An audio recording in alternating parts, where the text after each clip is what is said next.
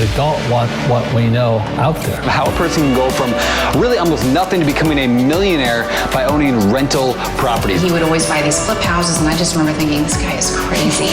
Why would he buy that house? In the past decade, there's been a huge surge in the peer-to-peer short-term rental market. Become an insider. So you have to know the rules before you get the game. Every second counts. So make every second count. Welcome to the Real Estate Jam. Whether you're just beginning or the best of the best, we're glad you're here. We will share successes, failures, and strategies for the action-taking real estate investor. And now to your hosts, JD and Melissa.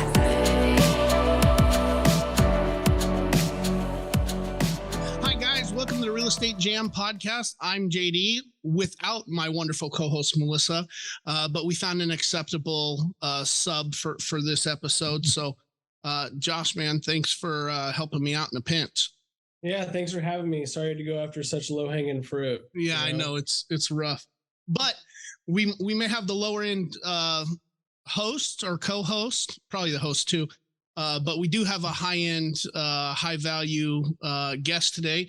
I'm excited to introduce you guys to Levi Lascsak. He is a successful YouTuber that also happens to have his real estate license. Agent's license, and I think he's going to be able to provide a lot of value to you guys in regards to video marketing and stuff. So we're going to get into that.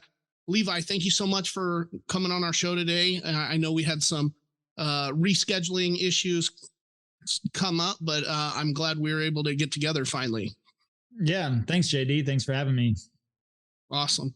So Levi, like I was telling you before, most of our listeners are newer real estate investors and or newer agents. And so I'm hoping you can maybe introduce yourself to them and kind of give a little bit of your backstory, and then we'll see where it takes us from there.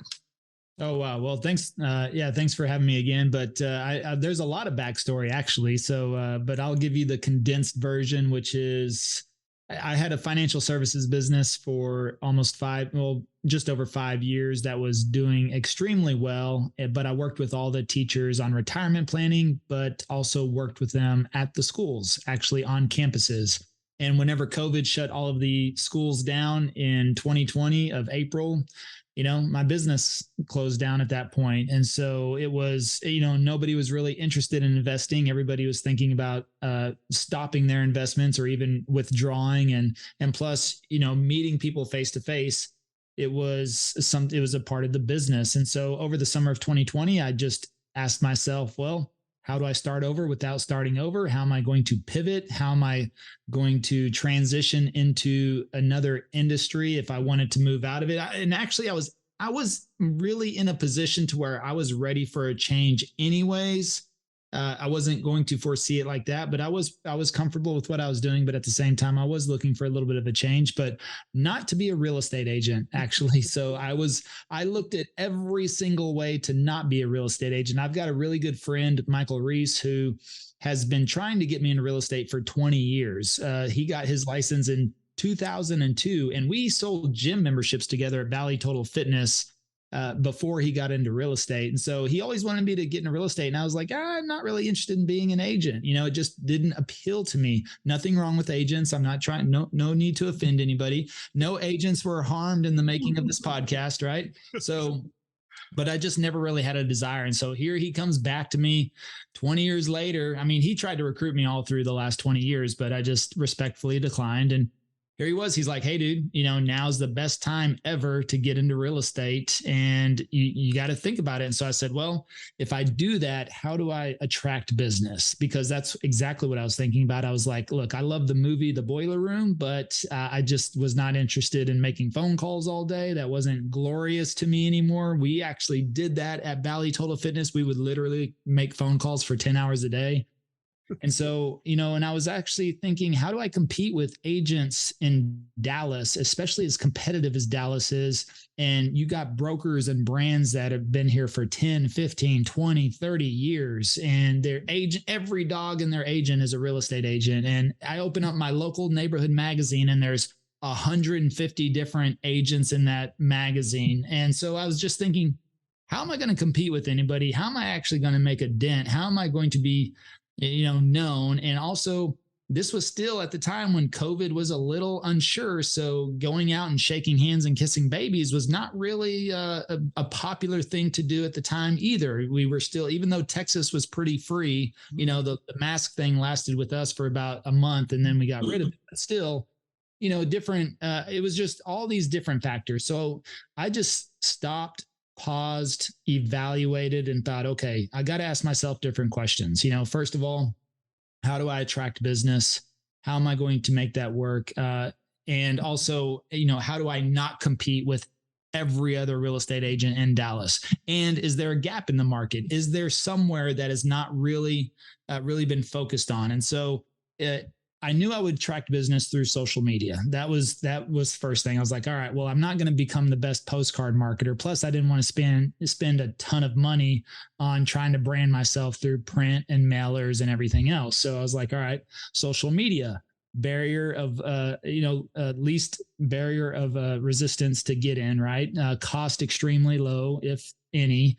And let me look at that. So where is everybody at? Well, everybody's on Facebook and TikTok and Instagram. And in 2020, every real estate agent was waking up to 20,000 followers on Instagram or TikTok, right? Like they would go to bed and wake up and be like, I got 10,000 followers on TikTok. So you have to be on TikTok.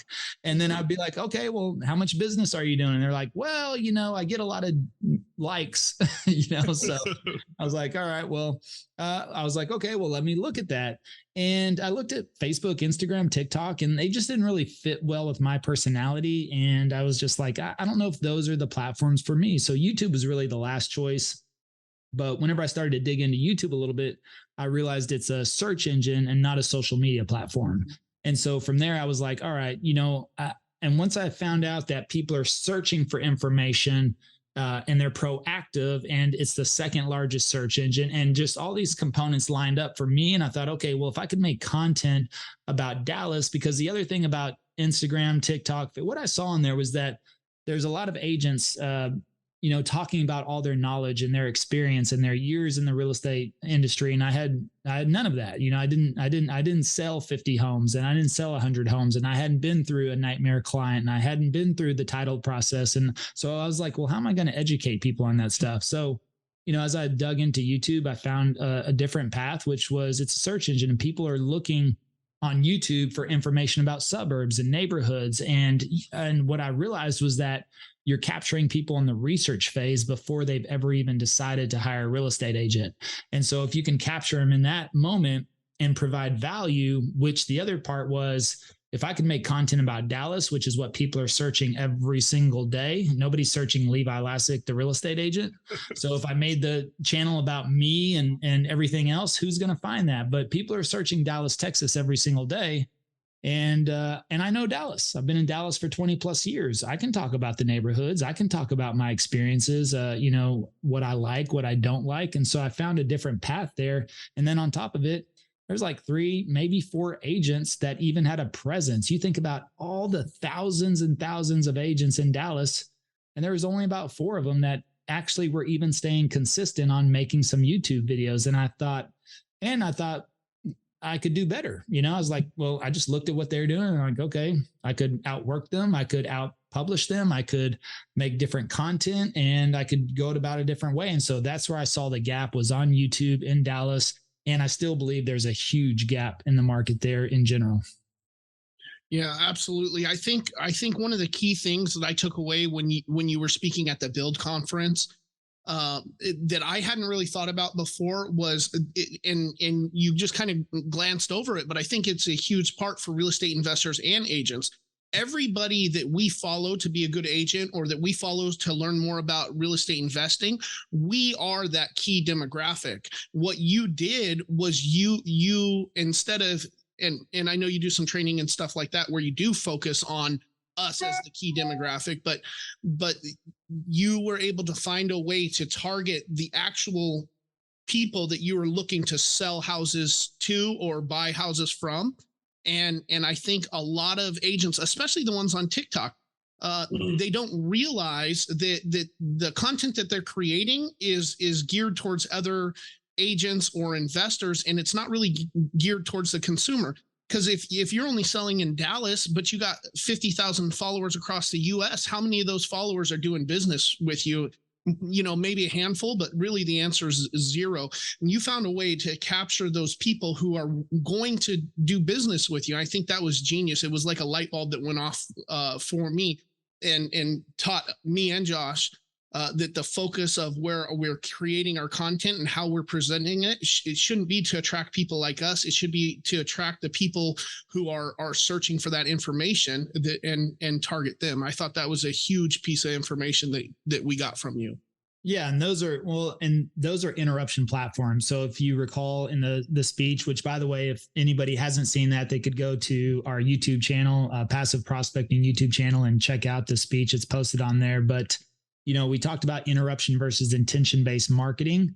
And, you know, those platforms are interruption marketing, because the last time I checked, nobody said, hey, honey, it's time to buy a house. Let's go on Facebook and see what's on the market. You know, hey, honey, it's time to buy a house. Let's go on Instagram and see if we can find the best agent posting market reports. Or, hey, honey, it's time to buy a house. Let's go on TikTok and see if we can find the best dancing real estate agent, you know?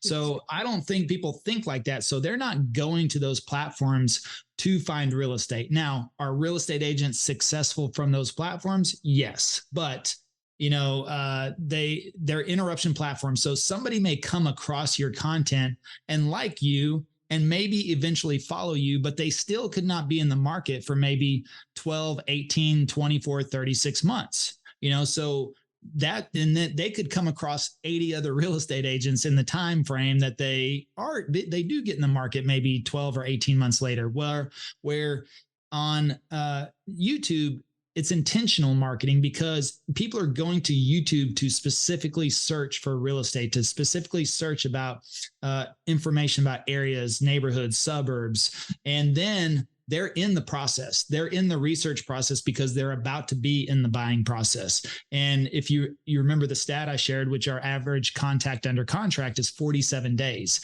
Out of the last 217 transactions, average contact to under contract, which means the first time anybody ever reached out to us, we get them under contract typically at 47 days. That's less than 2 months. Yeah. So that is extreme intention on these clients' part, because they're out there searching. And what happens is they find our videos and we're giving them all the value they're looking for to learn about the Dallas area. Instead of trying to sell them a home, we're just educating them and providing them value on the areas. Because think about this. What do people do? They say, I am going to move to this area, or I want to know more. I wonder what the area is like. I wonder what the neighborhoods are like. I wonder what the schools are like. I wonder what, if they actually have a good place. You know, they start asking those questions. Nobody says, hey, honey, I think we're going to move to Dallas. We should really understand the title process. You know, we should really understand this whole thing about escrow. You know, we should, you know, that the appraisal process is really kind of, you know, keeping me up at night. We should go research the appraisal process on YouTube, you know, and then, but that's what a lot of people make content around. And so they wonder why it doesn't turn over business. So if you're in front of people that are in the research phase and you know what they're looking for, because that's the cool thing about YouTube and Google is they tell you what people are searching for. So it's simple to see what the most information that people are searching for. If you make that content, you're going to get found a lot better. But the people that are searching all that other stuff, they're likely under contract with somebody else. You know, nobody searches the appraisal process until they get a crappy appraisal back because they're under contract. And then they're like, what went wrong here? What happened? I'm going to do some research on this, but they're under contract with somebody else. But then, you know, that's what we're, you know, that's a lot of the content I see is agents are sitting on there. Hey, today we're going to talk about the appraisal process. How does that work? How does appraisal get ordered? You know, and they go through that. And it's like, okay, so somebody researches that, they find value in it. That's great. But guess what? They may follow you, subscribe to you, but they're under contract currently. So they may not be in the market for another 3 to 5 years. Yeah. And so you can get the subscribers and the followers and mass amounts. But again, that's why TikTok, you can go viral for, I mean, who knows what reason you go viral on TikTok and get 100,000 followers. But if it's not turning over business, then what's the true value of having 100,000? Now, are those people going to come around and buy homes from you eventually? Possibly, but it's a long shot. But I do know people that are maximizing that. They have turned over business. But we've done a lot. I mean, we're about to break over 100 million this year, just from YouTube. And that's 100 million, from a YouTube channel. I know people are doing business, but I'm not hearing the amount of volume of that, so. Right. Yeah. That's an entire 60-person teams doing transactions. That's all that. And, I mean, those are phenomenal numbers. I think too that, people that do TikTok that are successful. So do we. Yes. Any marketing strategy that you're going to use, become an expert in, develop a real strategy can work. I like your strategy specifically because you don't see everybody doing it.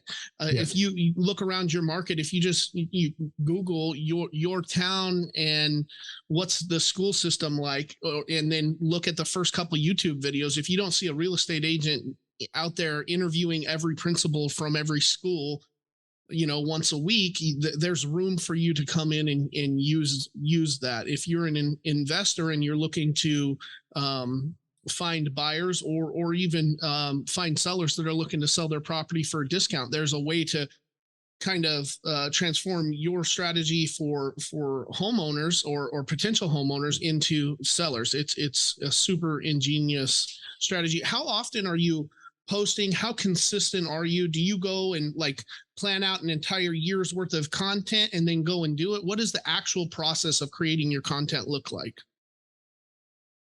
Well, now it's mostly on the fly a lot just because I adapt and adjust now. I mean, it was in the beginning. What I like to say is you optimize for the algorithm in the beginning, then optimize for the audience as you grow.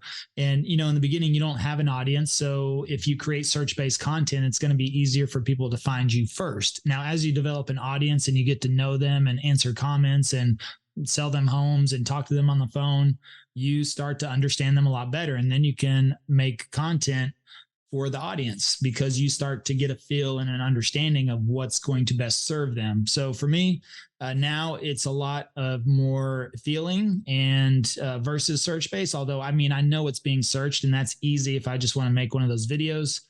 But I still stick to 3 videos a week, and that's something that I started out with on my commitment, and because that was what I noticed too in my market. Everybody was publishing 1 video a week, so I wanted to just outwork them from the get-go. And if I outworked them, that would give me the best opportunity to possibly catch them or pass them up. And whenever I started, the number 1 channel in Dallas had 7,000 subscribers, and I had 0. But we've passed them up now. We're about to break 17,000 subscribers and they're at 13. So, we've got a 4,000 subscriber lead on them. And it was funny. I got the opportunity to run into one of those people that, I set as a benchmark. I never met them before, but we randomly ran into each other in Dallas. And I was like, hey, I was like, hey, how's it going? And he looked at me, he's like, oh, hey, how are you doing? And of course he recognized me from YouTube. And so then we started talking, and come to find out, he said he doesn't really turn over a lot of business from YouTube at all. And that was just very surprising to me because you see somebody with a high subscriber count being consistent on there. And it just made me think, well, even people in your market that may look like they are turning over a lot of business, if they're not fully dialed in on how to monetize that and how to lead capture and how to convert, then that can leave the door open for you as well. So, I just found that extremely interesting that they said that. I thought they were probably doing a ton of deals. They're right up there with us on our volume count. And he just was like, no, we don't really, he just does it as to stay present, because he gets the views and he does get some reach outs, but it's not a lot. So it's amazing. And I think consistency is key. But also on the back end, you have to understand once, how to collect, how to capture, and then how to convert to turn it into a real business. Right. Yeah. That's just the one part. If you don't have the back end to support it, there's no sense in making videos. If you're spending all this time, effort, energy, and probably some money on this lead source, if you're not ready to field everything and have, proven systems and processes in place, you're just wasting time and money. Yeah. Yep. Great. Well, Levi, what do you think if you were going to give some pointers? Now, obviously, we don't want to go into your whole system, but if you're going to give some pointers to somebody who was just starting out, either as an agent or investor, and wanted to use the YouTube marketing as a channel, because the barrier to entry is low, it's just time commitment. Where are you telling them to start? How can you get them to start making forward momentum, copying your style? Well, I'd always recommend to get our course. So that's the fastest shortcut. The thing is that if anybody wants to copy us, clearly they could go to our channel. It's a public channel. Anybody can watch the channel and look at exactly what we've done. You can see everything. You can see our thumbnails, our videos, the content we make, the titles. So if you went there and you studied our channel, you'd get a good idea. You'll never understand the full picture though. Sure. That's the key. So you could do it that way. If you invest in the course, we walk you through absolutely everything. I think it's an extremely minimal investment compared to the return. And, we walk you through absolutely everything, how to do exactly what we did and do it in your market. And we've been able to help several agents duplicate that process. And it does come down to consistency. We can give you the whole blueprint, but you have to create the content. You have to get out there and film. It has to become part of your business. It has to become part of your schedule, part of your calendar, and it has to become non-negotiable. You can't just record for a week and then say, "Oh my God, I'm so busy and I got family stuff and, real estate stuff and I got to do this vacation now." And it's like, no, you have to make the commitment. And that's with anything. YouTube's not for everybody. Maybe TikTok is your thing. Maybe postcards are your thing, but you're not going to be successful at postcards, sending out one round of postcards. And the thing is the people that I know that have been doing postcards send out postcards every 2 weeks, every 2 weeks. And it's on a system, it's on a process, and it rolls right through that. And so, but it usually takes them 6 or 7 months to recoup that initial cost, because postcards is a long game. And most people that do that are seasoned agents and have the budget and know that they're going to burn through some cash in the beginning, but it's a bigger return on the backside. So if you don't have that sort of budget to be, a postcard marketer, well, then social's a way to go. And whatever platform it is, you have to understand the fundamentals and principles of the platform first. You have to look at these platforms from the producer side versus the consumer side. And there's so much that goes into the back end. And you could do what I did, which is you can watch 500 YouTube videos on how to be good at YouTube. And you could read 8 different YouTube marketing books, and you could do this and do that. And you could piece all that together. All the information is out there, but it's going to take you months, just like it did me, to figure all that stuff out. And, but it's there. Or you can look at our channel, but again, you're never going to get the full picture. So, ultimately that's what you pay for. If you pay for a course or training or coaching, you're paying for the shortcut, plain and simple. And that's really what it comes down to. So if you're serious about it and you think YouTube would be a good fit for you, that would be the easiest way to go about doing it. I feel like with anything social media or YouTube, the hardest thing for people to start doing it is that fear of you have to now be the person on camera.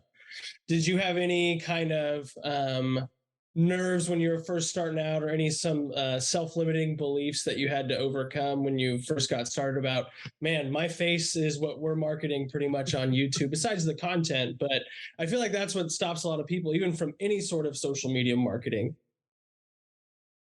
Well, for me, it was just really adjusting how to have a conversation with the camera, how to actually look a lens in the eye and continue a conversation, because I've been on one-to-one in-person sales for 20 years, and I was used to reading body language and facial expressions and getting questions in the middle of my, talk and being interrupted, all these things that's what I was used to. So when you're talking to a camera, guess what? It doesn't have facial expressions. It doesn't ask you questions. So you have to understand how to carry on a conversation with the camera and make the person on the other side of that camera feel like you are talking directly to them.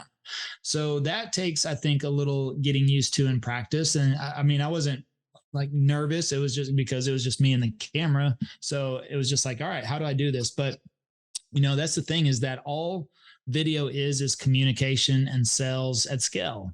So you have a choice. You know the content, you can have the conversations. If I went to your neighborhood right now and asked if you could show me around and sell me a home, you'd say, okay, cool, let's go. You could spend all day with me. You could tell me about the good and the bad, the ugly, the good places, the bad, you could tell me about the schools. You could tell me, and you could do all of that if I came into your town right now and asked you to show me around. The problem is that conversation's gone by the time we leave at the end of the day. And when you start over the next day, you're starting over. You have to start fresh with the next person, or the same person you showed the day before. And you got to do that all over again for that neighborhood, as to where we have that conversation with the camera. And then that video gets published on the neighborhood. So what I really love about YouTube as well, not only do we get clients that have already decided that they want to work with us whenever they call us, because they call us and they're like, oh, hey, yeah, you're my person, I definitely want to work with you. But they'll say, Dallas is a big area. I mean, a big area. But they'll call and say, hey, we've narrowed it down to these 2 areas based on your videos. So can you show us these 2 areas, instead of us trying to take them from, one side of Dallas to the other side of Fort Worth to the other side, there's so much. They'll actually narrow things down. And so it's a big time saver as well. But guess what? It's not just that person. That video can hit the next 10 people, the next 100 people, 1,000, 100,000 people can see that video. And I had that conversation one time with that camera. So you make a choice. Do you want to continually do things one-on-one and one-to-one? And so that way you're always waking up the next day thinking about, starting over? Or do you want to have that conversation one time with the camera, make your life a little bit easier, and then that allows you a lot more freedom to do other things? Awesome. Yeah, that's genius. And every agent that's listening to this right now is like, oh my God, I've had these same conversations week after week, day after day, forever. In turning your stuff into your evergreen marketing. Are you up to enough subscribers and enough views that you're making any kind of revenue from the YouTube channels itself? Oh yeah, we do. But it's that's like play money. I mean, we're monetizing real estate. That's the number one goal. So I mean, you have to have millions and millions of views to turn it over. I mean, it works out to several $100s a month. I mean, we average between $500 to $600 a month on some revenue from YouTube. Again, nothing that's it may pay a bill or two, but it's not paying all the bills, right? So we focus on the monetization of real estate versus the channel. Sure, that makes sense. But I'm wondering, is it paying for itself? Is the YouTube sustainable by itself without your other leads yet? And then how long did it take you to get to this $500 to $600? I mean, 3 years, right? That's essentially it. No, we're at we're really just at 18 months for the channel. Yeah. So, a year and a half, but I'm not sure I understand as far as is the channel sustainable without monetizing real estate? Is that what you're saying? Right. Yeah. Well, I assume that you're paying for your video editing and that kind of stuff. Are you doing that? And that $600 a month, is that covering those expenses? I don't know. We have a video editing agency now as well. Okay. So that's the other thing. We have a whole team. We have a whole team because what happened is, people would go through our training and they would come out of it and they'd be all excited. And then they would have to find an editor and they'd have to find somebody to help them on optimization, all this other stuff. And they were getting stuck because that's not easy to do to find. And so we built that out of necessity. We built a team that does that. So, I guess I don't pay individually now because it's just part of what's included with our agency. They're just a part of our company now. But I think before, it depends. You could get away with $600 a month to pay somebody to maybe do 1 to 2 videos a week, possibly. But yeah, I wouldn't wait on that. The thing is that we did our first deal. We were doing deals way before the channel monetized from YouTube. No, that would be nothing I would hold my breath for. Yeah, there's little kids all over America looking to make it rich and famous off of just the YouTube videos. Yeah. All right. Well, Levi, if our audience wanted to find out more about you, check out your courses, or connect with you on social media, where do you think we should send them? Yeah, check out passiveprospecting.com. You should definitely sign up for our book is for the early release, or be the first to know whenever our book comes out. We have a book coming out here within the next month or two, maybe 3. So depending on the situation, working on that. But otherwise, there's information on there too for they can sign up for our next live call if they want to jump in and learn a little bit more about our training. And but the website will take them around where they need to go. So passiveprospecting.com. Awesome. We'll make sure to link that in the show notes too, Levi. Hey, I really appreciate you making time for us today. I think there's some huge value in the content that we discussed. And like I said, I don't think it's just for real estate agents. Looking at it from that mindset and applying it to the investor side too, it's a killer marketing channel. So we appreciate you. All right. Thank you. Awesome. Thank you for listening to the Real Estate Jam. We hope you enjoyed today's episode. For more information, check out our website, therealestatejam.com, or find us on Instagram, Facebook, and Twitter at The Real Estate Jam. If you have any questions, feel free to drop us an email at therealestatejam@gmail.com. See you next episode.